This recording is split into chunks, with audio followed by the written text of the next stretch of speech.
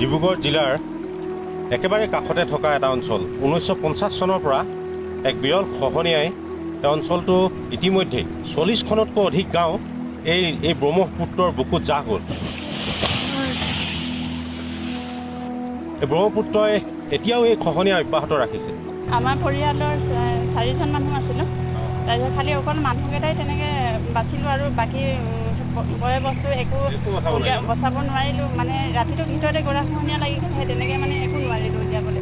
কংগ্ৰেছৰ চৰকাৰ আহিল, বিজেপিৰ দিনত বিজেপি চৰকাৰ আহিল, বিভিন্ন নেতা পানী নেতা ইয়াৰ পৰা এই অঞ্চলৰ পৰা গৈ অসমৰ মুখ্যমন্ত্ৰীকে লৈ এতিয়া কেন্দ্ৰীয় মন্ত্ৰী হিচাপে এই অঞ্চলৰ পৰা গৈ প্ৰতিনিধিত্ব কৰিছে।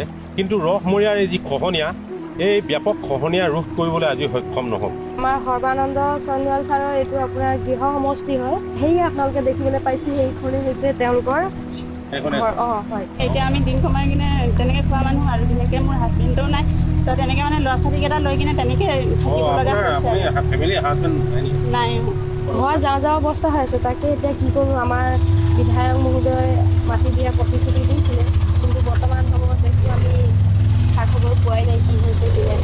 এনেকুৱা নহয় যে চৰকাৰে ইয়াত টকা দিয়া নাই, টকা দিয়া হৈছে, কিন্তু সেই টকাবোৰ কেনেধৰণে ব্যৱহাৰ হ'ল আচলতে, যাৰ ফলশ্ৰুতিত এতিয়া আজি তাৰিখতো এই খহনীয়াই এক ব্যাপক ৰূপ ধাৰণ কৰিছে। বাগানকে লৈ বহু অঞ্চল, ইতিমধ্যে 40খন গাঁও, 8খনকৈ বিদ্যালয়, এখন আৰক্ষী থানা, 6খন চাহ বাগিচা, প্ৰায় 23,000 বিঘা মাটি এই ব্ৰহ্মপুত্ৰ বুকুত বিলীন হৈ গ'ল।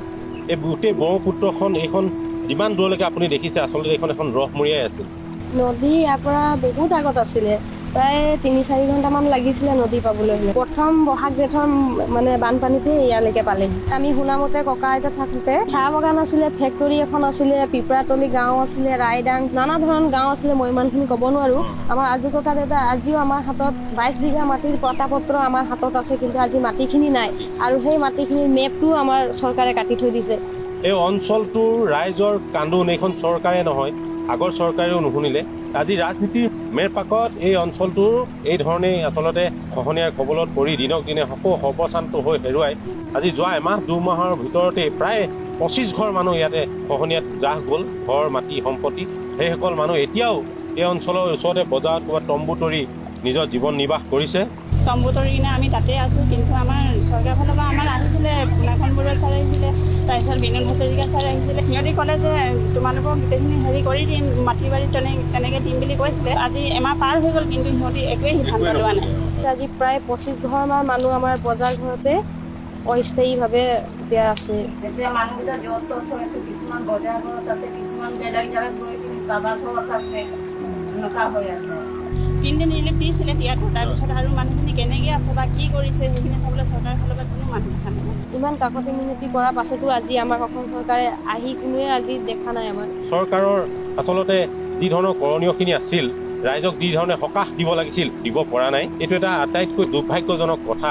অসমৰ যি উন্নয়নৰ প্ৰতিশ্ৰুতি এই বিজেপি চৰকাৰে দিছিল, আমি আশা কৰিছিলোঁ ৰহমৰীয়াৰ এই সমস্যা চিৰদিনৰ কাৰণে এইখন চৰকাৰে সমাধান কৰিব পাৰিব, কিন্তু এই সমস্যাক লৈ কেৱল ৰাজনীতি কৰা হৈছে। যিখিনি সময়ত আপোনাৰ মথাউৰিটো বান্ধিবলগীয়া হৈছিলে সেইখিনি সময়ত নাবান্ধিলে তেওঁলোকে। এতিয়া এই পানী সময়খিনিত এই মথাউৰি বন্ধাৰ চেষ্টা কৰি আছে, মানে এইখিনি পকপান পেলোৱাই আছে। ইয়াতে যিবোৰ জিঅ' বেগৰ কাম হ'ল, যোৱা 5টা বছৰত ব্যাপক ৰূপত দুৰ্নীতি হ'ল, যাৰ ফলত আজিও এই খহনীয়া ৰোধ কৰিব পৰা নগ'ল।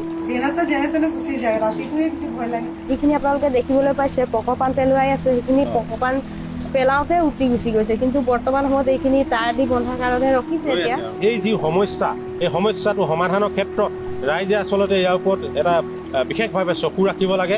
ৰহমৰীয়াবাসীয়ে নহয়, কেৱল সমগ্ৰ ডিব্ৰুগড়বাসীয়ে, অসমবাসীয়ে ইয়াৰ ওপৰত চকু ৰখা জৰুৰী হৈ পৰিছে।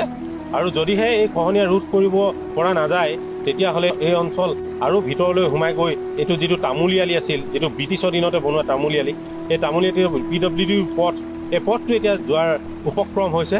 এই খহনীয়া ৰোধ কৰিবই লাগিব আৰু সকলো ৰাইজকে এই ক্ষেত্ৰত মাত মাতিবলৈ ওলাই আহিবৰ বাবে মই আহ্বান জনাইছোঁ।